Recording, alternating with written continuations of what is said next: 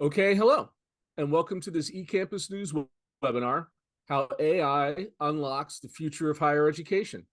My name is Kevin Hogan. I'm the Content Director for eCampus News, and I'm happy you're joining us today for what I know will be a very insightful and important conversation. This event is brought to you by Lenovo. With 20 years of education technology leadership and a team of experts focused exclusively on higher education, Lenovo helps IT and educators create secure, simplified, and dynamic collaborative environments to help institutions thrive and students realize their potential and exceed expectations. So before we get into our conversation, I'd like to take a minute to go over some of the features of the platform we're using here. This event is being recorded, so you don't have to worry about missing a thing. Within a few days, you'll receive an email message that contains a link to the recorded webinar, along with a PDF of the slides. If you have a question or comment for us, please use the chat function that you can launch. Feel free to use this feature to contact someone with the eCampus team if you're having a technical question. But otherwise, I really encourage any thoughts or insights that you would like to share with the panelists, as it really kind of helps engage ourselves in terms of wanting to know what you want to know. So with these housekeeping items out of the way, let's get started with our conversation and some introductions. First, Steve Ball. Steve is a contributing editor for eCampus News. He has been an educator for more than 30 years. He has served in educational leadership positions, including as a high school principal, assistant superintendent for information technology, and a superintendent. He's a nationally recognized expert in the integration of technology into teaching and learning. One of his most recent pieces that you can see up on eCampus News involves AI. He's published numerous books and articles on educational library science, as well as historical topics. His scope of consulting includes conducting technology audits for schools, web development, social media planning, and collaborative leadership development. Also with us today is Delia DeCourcy. Delia is a senior strategist on the Lenovo Worldwide Education team. Prior to joining Lenovo, she had a 25-year career in education as a teacher, consultant, and administrator, most recently as executive director of digital teaching and learning for a district in North Carolina. Previously, she was a professional development consultant, a writing instructor, and consultant at the University of Michigan, as well as a middle and high school English teacher. She is the co-author of the curriculum text, Teaching Romeo and Juliet, a differentiated approach, which was published by the National Council for the Teachers of English. So Steve and Delia, thanks so much for joining us today. I'm really looking forward to digging in. As we mentioned before we started the webinar, you can't go more than 2 or 3 sentences in the world of education technology without hearing those two letters, AI. It really is probably the most pertinent topic when it comes to the future of schools. Maybe we'll start off, Delia, I'll put you on the hot seat first. Kind of give us an overview of how AI is currently being utilized in higher education. How much of it is hype and how much of it is real? And actually, before you do answer that, maybe we want to throw out our poll questions. I'm sorry, I forgot, Chris. Oh yeah. Let's ask the audience so we kind of have an idea of where you are in this kind of implementation of AI. So poll question number 1. Is your institution already using AI-enabled tools to support student enrollment and retention efforts? We'll give you a couple seconds to answer that question.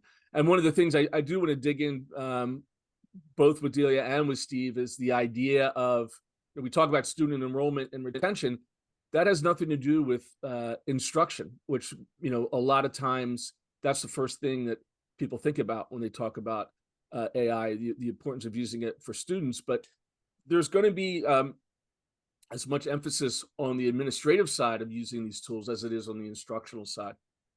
So we'll give everybody a few more seconds to answer that question. And I do believe we have 2 more as we go along.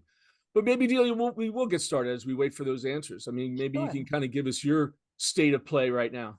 Yeah, absolutely. Kevin, great to be here and excited to be in conversation with Steve about the topic of not the topic of the day, I think it's the topic of the year or the 2 years.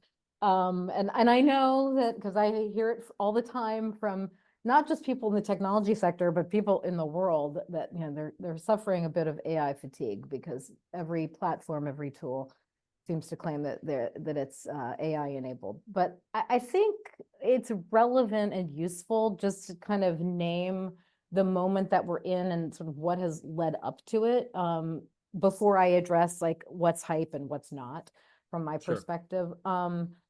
So the pandemic, of course, had a massive impact on innovation, right? And so higher ed institutions had to respond in sort of crisis mode, right? So we had emergency remote learning. And so there was just this rapid innovation among institutions, but also in the ed tech market. And then when classes largely returned back to in person for some institutions, other institutions really capitalized on that innovation and turned to more virtual offerings, hybrid offerings. A lot of institutions have become sort of more flexible, where some students can attend some classes either virtually or in person. It's kind of their choice. So there's a really vast array of how learning is happening, how classes are happening.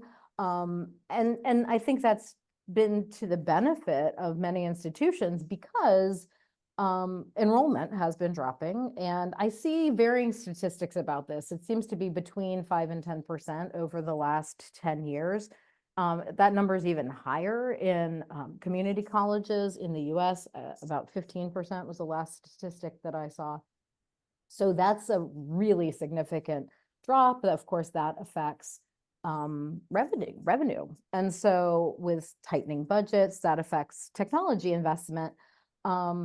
So we're in a time where institutions are kind of under fire about the quality and significance of a college degree, the value of a college degree. We've got dropping enrollment and retention, and that's due potentially to the trends we saw during the pandemic, where if classes went virtual, students might have dropped out and maybe come back, maybe not. But it's also demographic. So we've got the birth dearth. So institutions are under all of these pressures to figure out how to solve these problems.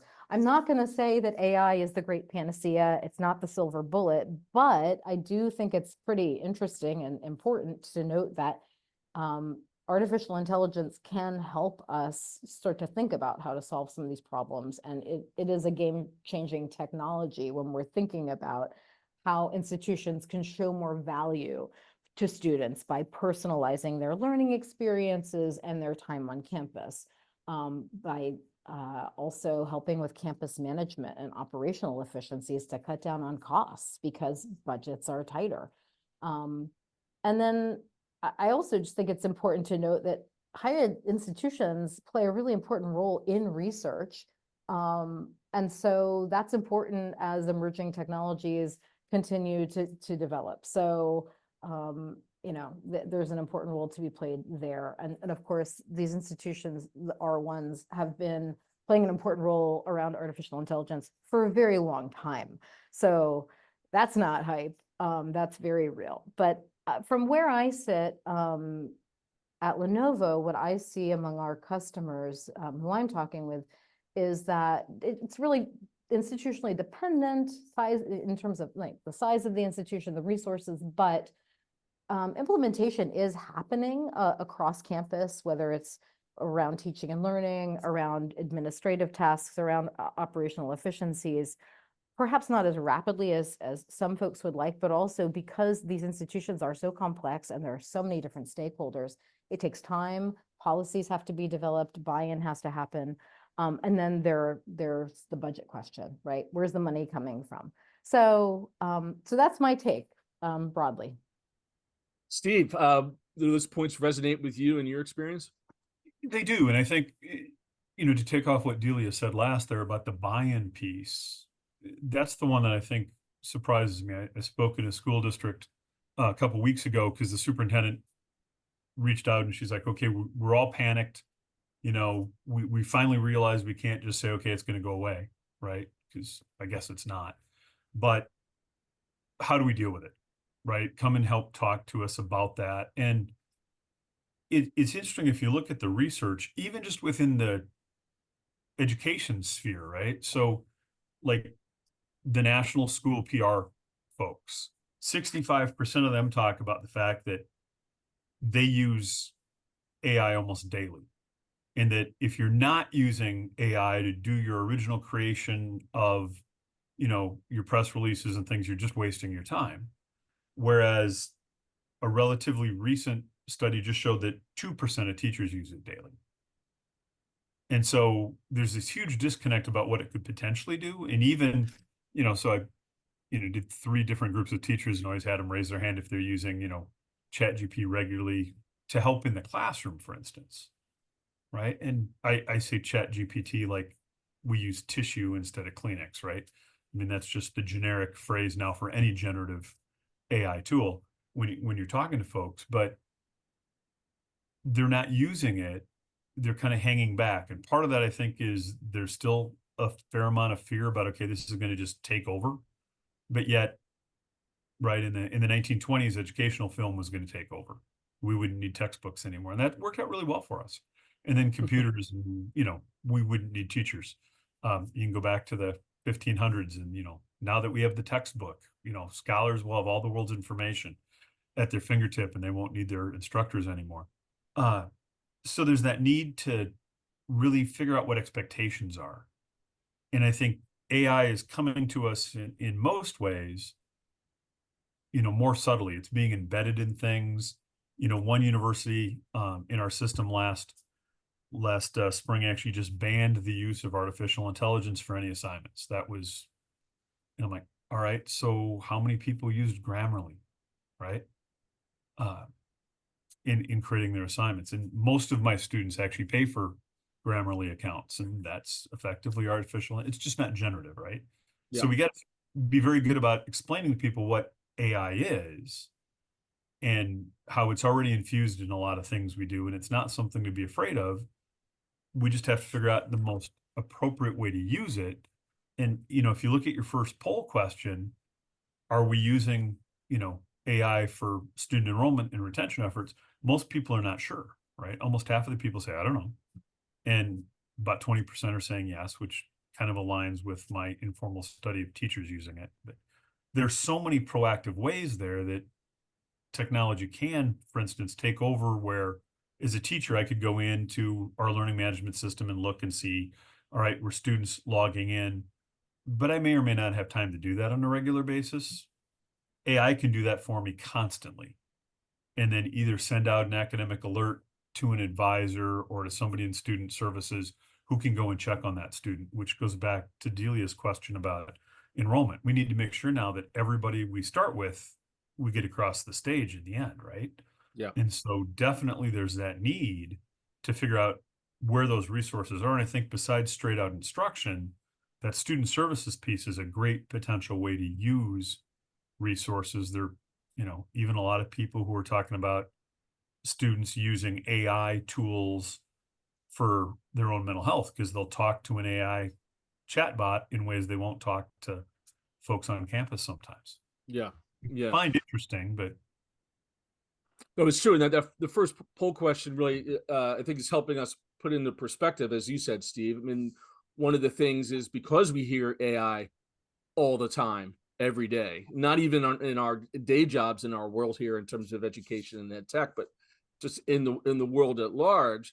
I think it's important for our listeners here in this event and readers for eCampus News to kind of clarify what way in which we're talking about how to use these things. So maybe at this point, Chris, we could throw up the poll question number 2 to help us even get more clarity on where our audience is looking in this kind of AI world. So is your institution implementing personalized learning? And if so, how are you doing that?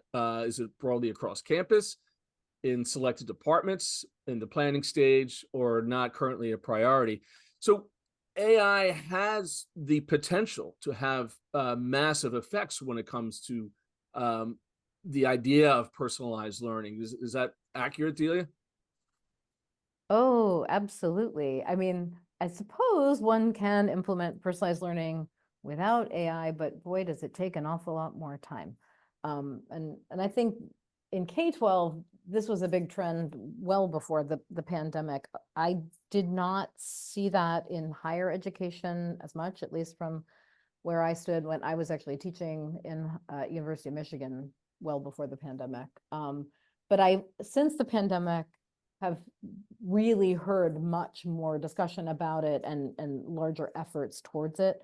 And I think that probably has to do with the hybrid approach that a lot of institutions instituted, and just the greater pedagogical flexibility that had to happen during the pandemic. And so I think a lot of conversations just started to happen around instructional design, and also listening to the students and what the students wanted and then began to expect. Anyway, AI and personalized learning. Interesting to see that that there's about 10% of respondents in the poll said that their institutions are using personalized learning broadly across campus. And then 16% said selected departments are. So, you know, a chunk, about a third of respondents. So that's really encouraging. I think that the platforms that are available, and the integrations, the AI integrations that are available on learning management systems to help facilitate personalized learning have come so far. When I was last LMS administrator for Canvas in the district I worked in, there were personalized learning opportunities, pathways. There was a tool for that, but it was a pretty early stage. So I think things have come a really long way in terms of those integrations, and we see more tools and platforms out there for personalized learning. Really adaptive learning, I think, is maybe more accurate. So yeah, it's absolutely critical to have the technology. And then of course you've got the whole question of the data, right? What's the student data that you are using to inform that personalization and that adaptive learning? And then what's the content that you're actually using to personalize, and what are the differences in format? So there's a lot of complexity there. I'm actually pleased to see that a third of the respondents said, yes, our institutions are instituting or implementing personalized learning, because it is so complicated and it is such a large sea change in high ed to see that. Right. And much like when you talk about AI, you talk about personalized learning, that can mean one of many, many different things. And one of our audience members actually asked, how are we defining personalized learning here? Yeah. And I would split it again into the two camps. You have the instructional side, right, of personalized learning, where the technologies and the AI can help kind of improve the student's journey in the classroom. Mm-hmm. But then there's also that student number, that administrative customer, right, who's in the higher ed institution, who's being enrolled and is hopefully going to matriculate and go through and get a graduate a diploma. But in the meantime, you could use AI technologies to help personalize their journey, right? I mean, ultimately, maybe we're talking about a chatbot that is checking on their mental health once every couple months. Maybe we're talking about just before getting to that counselor, you've gone through maybe a few other kind of AI techniques in order to be more precise on what that student is, which is more than a number. Steve, any thoughts when it comes to that and personalized learning and the use of AI and what the potential is there? Well, I think the key is there's always that ability to individualize, right? And obviously it's a lot easier with a computer than it was prior. And I think that, Delia was talking about, when we're talking about personalized learning and differentiated instruction, prior to the pandemic in K-12 and now more so in higher ed. But I think we need to, in a lot of ways, go back and now look at the progressive ed educators of the 20s and 30s who had a lot of good ideas about really trying to integrate systems as far as, not looking at the curriculum in silos, but looking at it more holistically, and allow students who, are a sports management student, for instance, as opposed to a leadership ed or an organizational leadership student. In my cases, we have 3 different groups of students who are coming through the same classes, and make sure those courses are set up that they can get what they need, right? And give them examples that tie to them. Well, obviously, generative AI lets us do a lot of that very simply, right? But the technology tools that exist just allow us now to do a lot of the things that those progressive educators wanted to do in the 1930s, but just couldn't do due to time, right? So Mhm. we have that ability to do more, uh, just like you're starting to see a lot of personalized chatbots being built for homeworks, homework study support, office hours kind of things, especially if you have open educational resources as texts and materials, you can drop them all into, a chat bot effectively and create virtual 24/7 office hours for your students where they're only going to get an answer that's actually from the materials that you've told them to use, right? And really help even just personify that so that it's a lot easier. It's like talking to your professor as opposed to, right, Mhm. just going to Google and looking for something that may or may not align with the coursework. But there's definitely the need, and I think as you personalize it, then it goes back to, all right, these are the issues you didn't, when you assess that data and look at it, you can start to look over time, all right, and maybe get some better leading indicators about when do students start to struggle, and then figure out when you need to go back to that enrollment, support piece, and the student services people need to know, okay, this is when I kick in. It's after this test and this course, in organic chemistry, for instance, that's when we start to have a lot of people struggle. So we need to know we need to put more safeguards in or reach out proactively for students. I think that instructional piece obviously ties back to the enrollment and retention pieces as well. And Mhm. it's going to take a little bit of time, but I don't think it's that far off. Sure. And again, we're still talking about the infancy of all of these technologies as well, right? I mean, Right. um, in various different cycles I see going through the higher ed space. First was that kind of fear cycle, as with everything else, where it's like, oh, the AI is going to take over.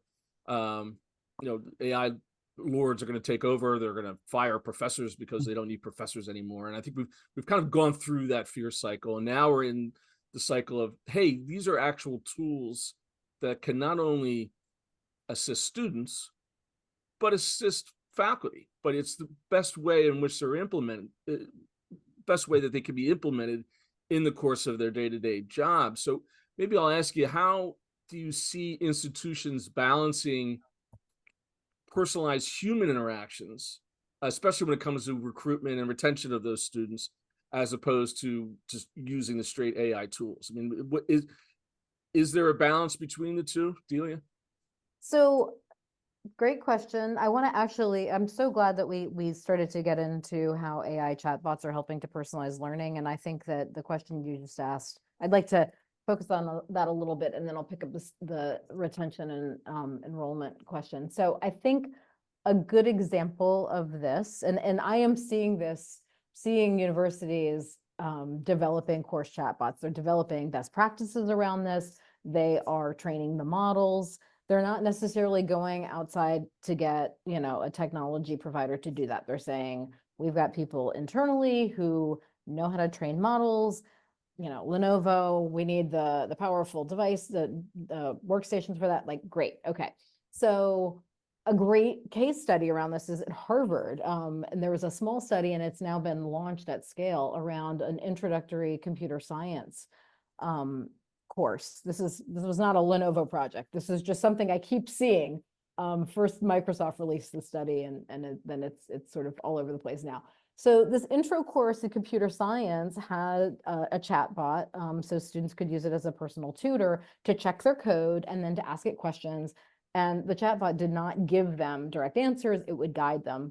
I love that the chat bot was called the rubber duck, because that was the class the class logo or whatever. So everybody loved the duck. And what the professor found was that office hour attendees did drop, but the students who came to office hours were asking much more in-depth questions. And so the quality of the conversation was a lot higher. And then they were able to spend more time in class on higher level topics, right? Because they weren't having to answer sort of the more rudimentary questions that the chatbot could address.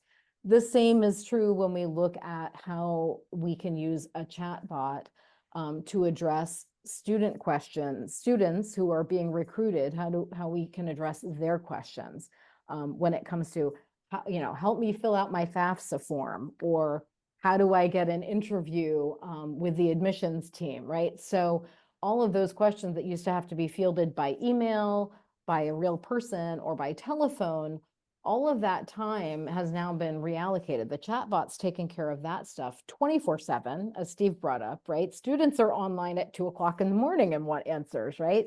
And they can now get them. And then that real live person can spend that time actually talking with students in targeted ways, right? So if they know, gosh, we really need more students from X demographic or from this state, they can put their time in there. And also support students who might need some more hand-holding through the admissions process. So I think that, obviously that offloading of administrative work around recruitment and enrollment, and then in the classroom, the offloading of the sort of lower level questions and kind of formative assessment that the chatbot can do, so that instruction can be more focused on the high level stuff. That's where it's at. I think that those are very exciting developments. Yeah. And it sounds, Steve, almost like it's a bottoms up sort of innovation, where it's coming from the faculty themselves and the student themselves, as opposed to maybe some dictate from a dean or a president of a university. What is that kind of dynamic right now? I know you had mentioned a little bit earlier about some some schools, I guess, on the K-12 side who are banning, but I know in the higher ed space as well, there's a lot of controversy on whether or not that students would use it in the way that Delia was mentioning just now. Well, and Delia makes a couple of really good points there. So, but you're definitely seeing that things are coming from instructors for the most part and are percolating up, right? Because there are instructors who are out there using it effectively. In some of my, more advanced graduate students who are teaching at the university level are starting to use, some of those chat tools to build out, those course tools for students to use, etc. And obviously on the student services side, I think it depends. There's that continuum of students, right? If we're going to individualize, we can't say, well, we're going to use the chat bot. And then some people still want that recruiter to sit there in the high school cafeteria and talk to them. Right. The other people who are happy to use the chat bot and will never see a person and will come to class and do everything. So we just got to realize we've got a wide continuum and use it. But, the other piece, Delia talked about the lower level, sort of content skills. If you take a look at Bloom's taxonomy, I think we're really in a point where it's time for us to focus all of our assessments, at least our summative assessments, farther up Bloom's taxonomy, right? The comprehensive and knowledge things that easily can be done by a chatbot, right? Or the 5-paragraph essay. I'm very sorry to say that is probably dead in its extant form. However much there are faculty out there who just say, just tell me how to tell for sure that they're, that they used AI. Well, you can't, right? It's the only people who are being identified as using AI are people who are using English as a second language. Right, and follow every grammatical rule perfectly. I never will have that problem. My spelling errors alone will make sure that I'm never identified as a chatbot. But there's that need, that application and analysis piece, right, is where we need to start pushing things higher up and using that. And I think you're starting to see teachers and instructors who are really going, okay, that's how I can do that. I don't have to just teach those basics. I don't have to spend that time in office hours. I can have higher level conversations now with my students. And you're seeing groups in different colleges having, like, we're going to have an AI study group, and in most cases it appears to be relatively grassroots driven, right? A group of professors at my university, a group of the business folks put it together really to start it, and they're doing a good job kind of shepherding that process. Right. But it's not, nobody's saying we have to do it. I don't think, in higher ed, telling somebody they have to do it doesn't happen. I was told a long time ago that, mandatory is on a continuum in higher ed. So there's no way to tell people how to do it. What you have to do is explain to them that this is a way to make your life more efficient. Right. It's not only going to help you provide instruction, theoretically, it's going to take about 20 to 30% of your outside of course preparation work and streamlining so you can focus on other things. I'm really excited. I will never have to draft a rubric again in my life.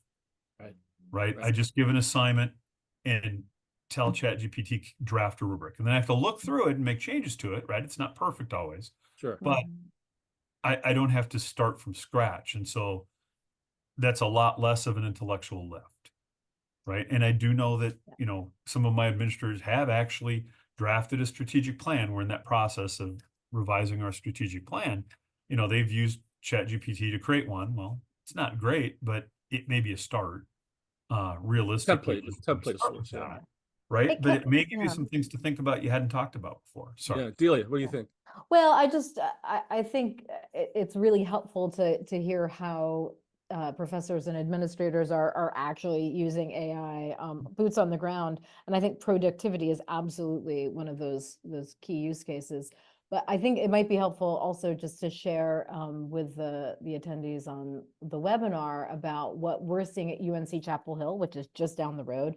I am very proud of the fact that Lenovo funds grants, innovation grants annually. And so this year, the theme for those grants was artificial intelligence. And so that was the extent of our sort of involvement, like, hey, let's think about AI and how that's being implemented on campus. The result of what the Center for Faculty Excellence at UNC, what they developed is really interesting. So there are 3 different categories of grants. And so faculty are looking at how they want to integrate generative AI into their courses. So there's specific courses, large courses that they're looking at how to integrate it. There's also communities of practice where faculty are getting together and looking at, for example, in public health, how is generative AI being used? What do we need to be teaching our students about this so that they are ready for the jobs that are out there when they graduate as undergraduates and graduate students? And then there's also research going on, looking at like research practice, sort of like what happens when we use this in classes, sort of like what happened at Harvard, doing a study on what happens when you use an AI chatbot. So and they're also, the university has also started working on the framework that they want to adopt around AI literacy, responsible and ethical AI. So there were about 30 grants that were given out, and I'm really excited to see what the results of those are at the end of the academic year. But I thought that those categories of kind of implementation and study, I thought were amazing and exciting to understand how faculty and administration are thinking about generative AI and AI on campus. Yeah, it's definitely the fun part of at least covering higher ed, is to watch universities become their own skunk works, right? Right, In terms right, of exactly. yeah. Do we call it, I think we call it dog fooding. Yeah, right, yeah. Yeah. Well, I guess I know we have one more question to throw out to the audience. Maybe, Chris, we can put that up now to kind of help hone our conversation a little bit further.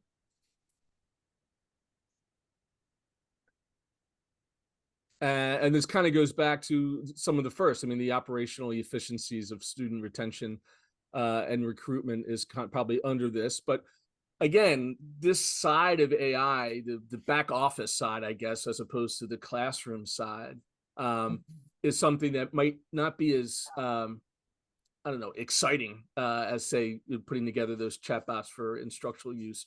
But it still seems to be something that is going to be as important when it comes to the future of AI in higher education.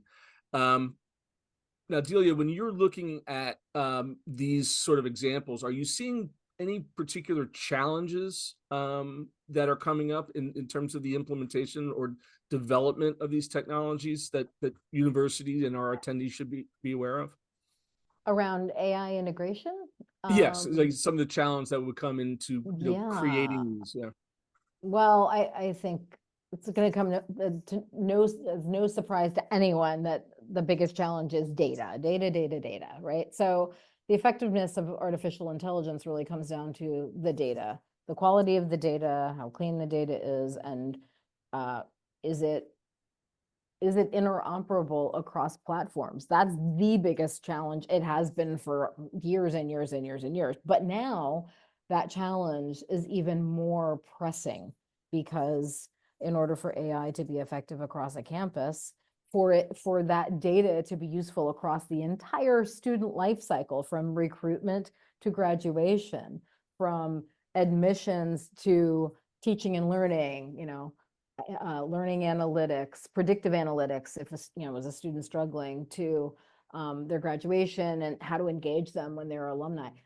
There has to be interoperability across these platforms, right? So we can use all of this data that's been gathered. So that's a big issue when it comes to data, and of course also data privacy issues. So those are kind of the biggest challenges. You've also got, as I mentioned before, budget constraints and challenges at a lot of institutions. Resistance to change. I mean, change management is always, it's an issue in every industry. Sometimes you hear that it's even more of an issue in higher education.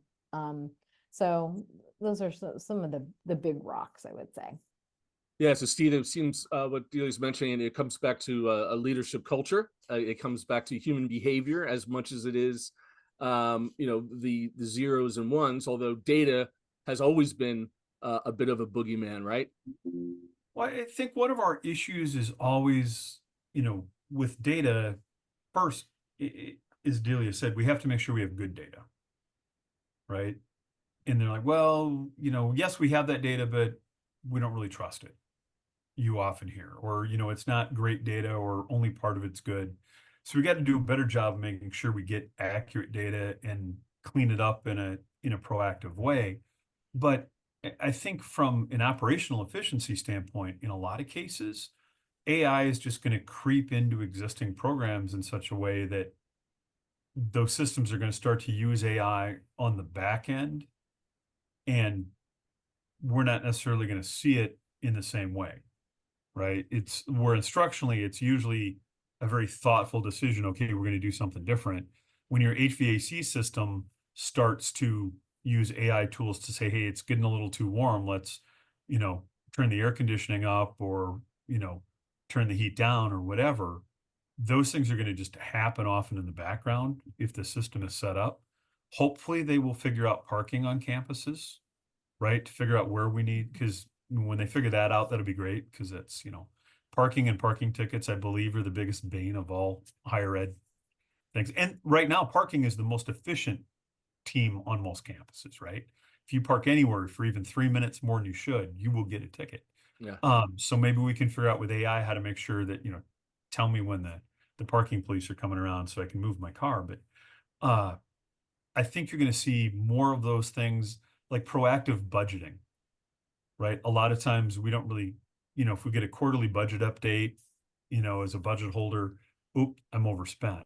Whereas AI, as soon as you get close, they're going to say, hey, you're now spending more than you spent over the last 3 years on average, or, you haven't spent as much. And that kind of information can be particularly very helpful in managing limited resources, if that makes sense. And I think that same thing with facilities, right? You can, before you build something, you can create that virtual environment, run the simulations, and say, hey, what are we going to save money? Is this really the best way to do it? Simple things, you see campuses where, hey, we're putting in solar panels to save electricity, but yet nobody goes around and turns the TV off all summer in the, big group student spaces. Well, AI hopefully can solve some of those problems for us. Yeah. And well, we could just tell from this conversation, going from personalized learning and instructional techniques to student management techniques, kind of HR student management techniques, to the way the parking lots and the operational efficiencies. It's going to touch all of those things. And when we look at the poll questions, and half the folks who are in attendance here aren't quite sure where this is being implemented in their institutions now. So maybe I'll ask both of you to help them get some clarity. What are some first steps if you're sitting there and you're an executive and you're hearing about AI from the students, from the faculty, from the greater community? What are some of the first steps that they can take to get a handle on this? Well, I think and maybe this seems a little obvious, but I think probably most of the folks on the webinar are, part of some kind of consortium and in touch with peer institutions. And so having conversations with peer institutions, especially institutions that are similar size, student demographic, because that's going to be sort of most useful. It's a really different scenario that if you're an R1 institution that has an AI center of excellence that is, doing this work, then you can really draw on those experts versus if you're a small liberal arts college. It's just a different endeavor, and the ways that you might want to leverage artificial intelligence are different. So understanding what are the most innovative institutions that are your peers, what are they doing? Where are they focusing? But I also think from a needs assessment standpoint, looking at what are the most pressing problems that your institution has that you have to solve, and is AI going to be helpful? Because if it is, it's worth looking at that. So that would be my recommendation.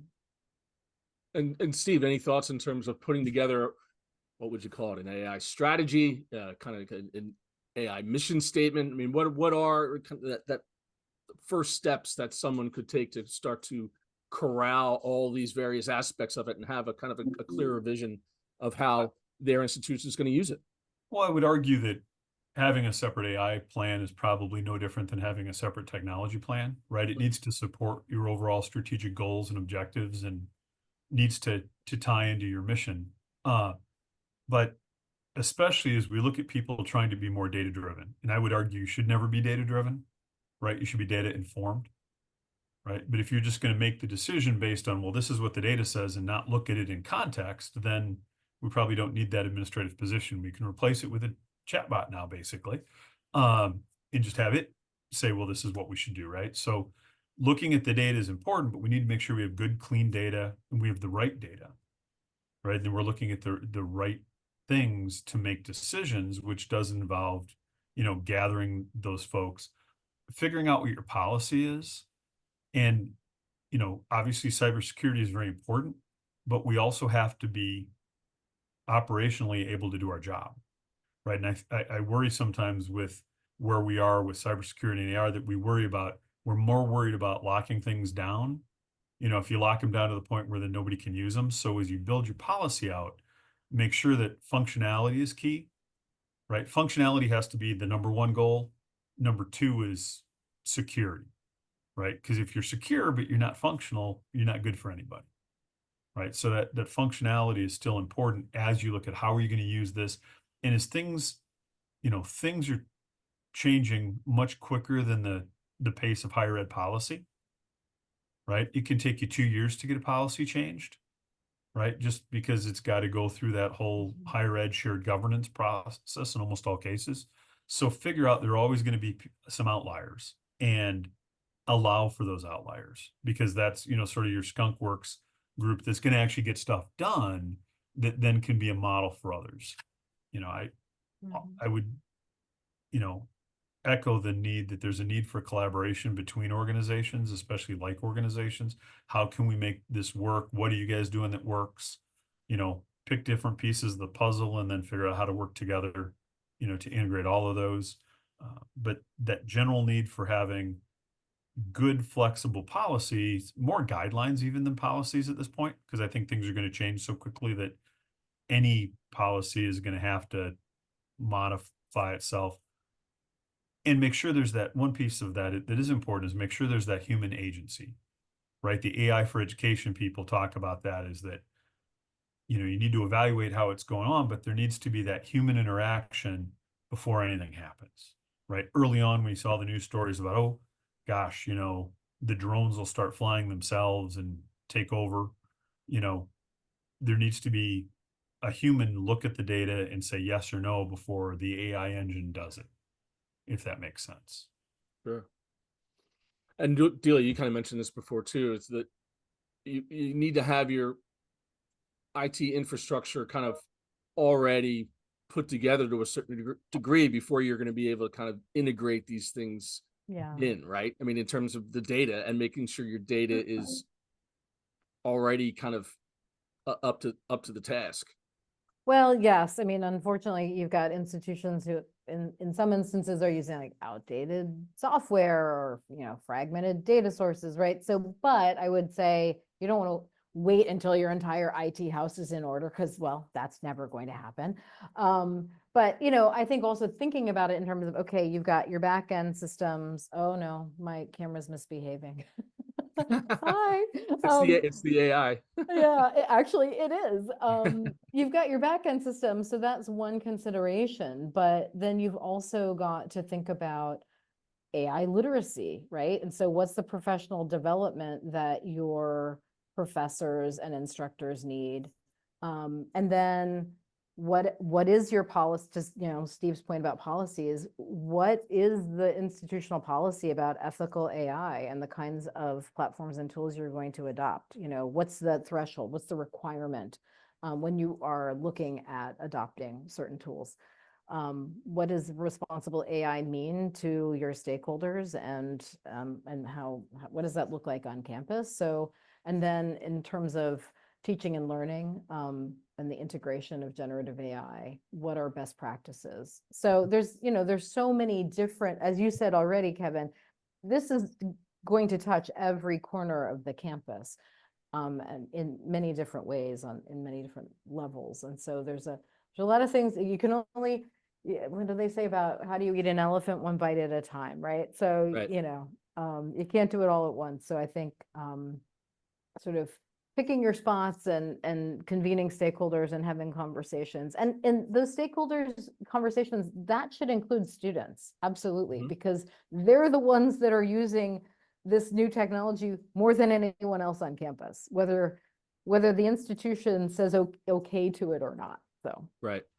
Yeah. Interesting point came in from an audience member here, that AI challenges institutions of higher education because of exactly what Steve is saying.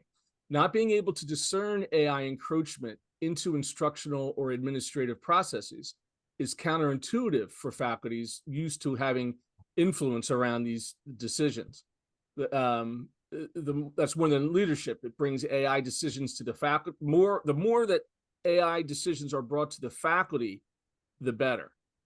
I think one of the things that faculty should do is create policy that requires administration to go through the faculty. So there's kind of a new process that is being led by the faculty members themselves, not necessarily from the top down.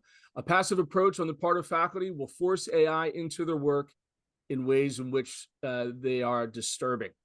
So I guess thank you, Robin Latimer, putting in thoughts there that this leadership should be coming at the faculty level.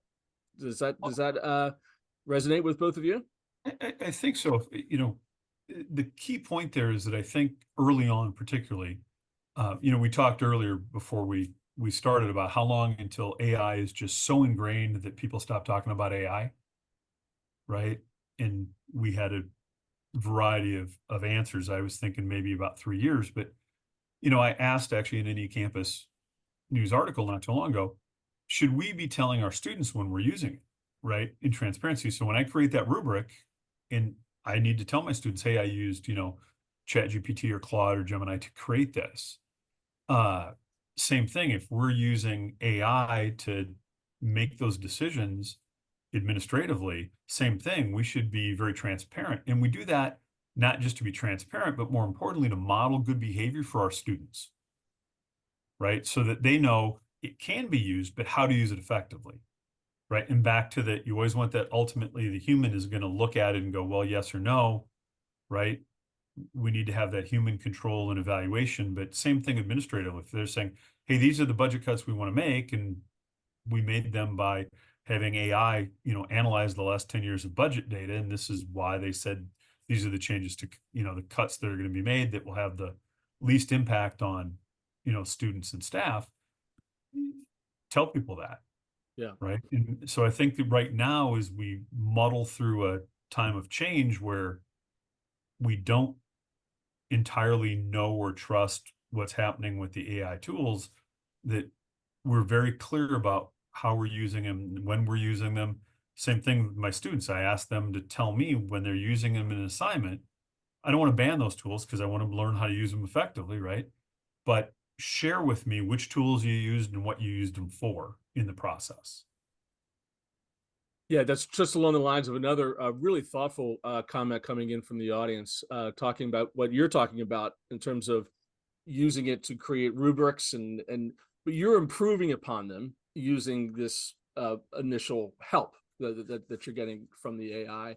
And this And they're person, not just being pulled out of the air, right? Because they're yeah. based on the assignment that I've already created in the criteria. And so all they're doing is basically taking those criteria and putting them into the rubric form, which the students like because they like to be able to follow it. So this person is asking, though, if students do not gain the creative experience of generating an idea, right? So I mean, that's the one where, I mean, you're coming from it from years of experience to where you're being able to apply what the AI is spitting out at you. How does that affect students that don't have that experience? I guess is what the one person's asking here. Well, I think it's like anything, when HTML first started, when people were first creating websites, right? Everybody had to learn HTML. And then after that, they're like, well, I don't need to know HTML anymore because, we have a WYSIWYG editor and I can use, I'll date myself, PageMill or something similar to that, right? Which came out in the 90s. Very few people really know code, but, the way we've done things has changed. And so part of it is that's going to happen, right? In the world of writing, for instance, that 5-paragraph essay, you're either going to have AI create the original draft or AI is going to do your first round of edits in a lot of cases, right? And so we have to live within that environment, just like, when I was in grade school, people were arguing about whether or not we should be using calculators in the classroom, right? And we seem to have moved on from there. I think the same thing will happen here, right? That we can go back earlier and yell people didn't like steel pens in classrooms because students would learn how to cut their own quills. I haven't cut a quill in a long time. I asked teachers last week. Only one teacher said he's cut a quill recently.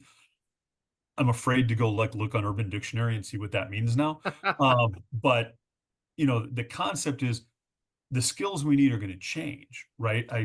We had a fairly heated argument about whether student teachers should be allowed to use AI to draft their lesson plan, right? Because if they create a real good prompt and, some of the, ISTE, state chapters have great prompts available, right? You can put them in, it'll put all your state standards in, it'll create your special ed accommodations, it will create modifications, it'll do everything you need to do. So should we really have the student pulling an all-nighter to create that lesson plan, or teach them to figure out how to review what is generated, which I would argue is a higher level, skill on Bloom's taxonomy, right? Move up Bloom, do the evaluation and the synthesis of that with your own information, and then move forward. Yeah. Because they're not going to have to do it in the same way that they used to. So we got to prepare them for their future, not our past, right? Yep. Well, and I think the person who was commenting about writing, this comment we got about the writing process is sort of grappling with similar questions. And I don't have an easy answer here. As a former writing faculty member, I think that the questions right now around how to teach writing and what does it mean to engage generative AI in the teaching of writing are really rich and really complicated and exciting. But so Steve, I think what you said about have the students learn how to evaluate the output of a generative AI platform is a great point. But then I'm like, well, how do you learn to do that evaluation if not by actually creating it yourself, right? So same thing with any writing task. Like, how can you evaluate the quality of what the generative AI platform gives you if you haven't actually learned how to do that writing yourself? Like, so is it a balance, a mix of the two things? I don't know if that's the answer or not, but I think we're in a really fascinating time when it comes to these but I think it's questions. like anything else. When I first used with those WYSIWYG web developers, I would still teach the basic HTML because you had to be able to do that, right? And in the same way, if you don't understand coding, right? My son, after he graduated college, before he went off to his next school, worked as a software engineer for a medical lab for the summer. And they couldn't keep him busy enough because now he didn't have to write all the code himself. He had to think of the basic idea, and then he'd go over to ChatGPT and it would clean his code up. Right. So, you know, it doesn't create a programmer, but it makes a good program better. In the same way, I think it won't create writers, but it will take good writers and help them further refine. And so where on that continuum is the point where they've done enough in-class guided kind of practice work that they can go off and start to evaluate. And that's obviously a process. And I'm not saying eliminate those steps altogether, but I would take them out of the summative evaluation equation, right? Because the summative evaluation needs to be more analyze, evaluate, synthesize, and not just regurgitate or create. And that's, you know, a big frustration. The new version of Bloom's, right, in the 1990s, when they put create at the top, at the time made sense as office suites were coming around. Now, you know, generative AI can create for you. So we need to toss that one out and go back to the old version of Bloom and figure out how to make sure they're able to analyze. And you can't analyze if you can't, you know, do those earlier steps, right? But there is that key of how much do you need to know how to do it before you can say, hey, I'm going to create that lesson plan this way, because it just, you know, it's obviously a factor of time, and teachers definitely, you know, what the burnout is, what 80% of teachers identify some level of burnout. And so there's definitely need to figure out a way to ease their burden. You do worry that, okay, well, you don't have to create your own materials now, so we can give you more classes, more teachers, right? Or more students. We don't want to do that either. We got to balance that out as well. So, which goes back to Robin's point about maybe these strategies should be led by the faculty. That some of these strategies, just to make sure for our audience members that if they're not already part of that faculty, to become a champion of it, or to encourage their leadership to go back and have them drive this car is the best way in which to make impactful, you know, effective AI improvements. Well, you know, I think faculty voice at any higher education campus is usually pretty strong. And so I think the key is now to figure out who those voices are. And it's like group getting anybody else, right? With that diffusion of innovation curve, you want to grab people who are like, hey, we're going to use AI for everything, and then go find a couple of Luddites. And I don't mean that in a bad way, but people who are really, you know, they're the ones we're going to pull them dragging and screaming away from their blue books, right? Because we need those folks to help provide that overall balance. You know, and as a tech director, I always made sure I found people who were really good, well-respected teachers who were not the kind who wanted to jump on the technology bandwagon, because they bring a voice to the process that I think is very important. Yeah. Well, I knew the toughest part of my job this afternoon would be to end the conversation. Somehow we got to the top of the hour pretty quickly. We covered a lot. I think we gave our audience members some clarity. Hopefully, if we had gone through and do those poll questions again, you know, folks will be a little bit more sure about what they're using and how they're using it and how they can use it going forward on their campuses. So I'd like to thank Delia and Steve for your time and your insights. Really just a great conversation, and you can see from the response from our audience. I'd like to thank them as well. That was some of the more thoughtful interactions I've seen on one of our webinars. So as a reminder, you'll get an email within the next few days that contains a link to this recording if you want to share with folks along with the slides. Thanks again for participating, and have a great day. Thanks, Steve. Thanks, Dalia. Thank you. Thanks, Kevin. Thanks, everybody.